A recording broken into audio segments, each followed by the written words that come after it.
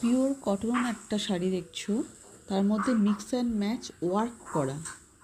শাড়ির মেটেরিয়ালটা হচ্ছে pure cotton, তার মধ্যে patch work with hand painting.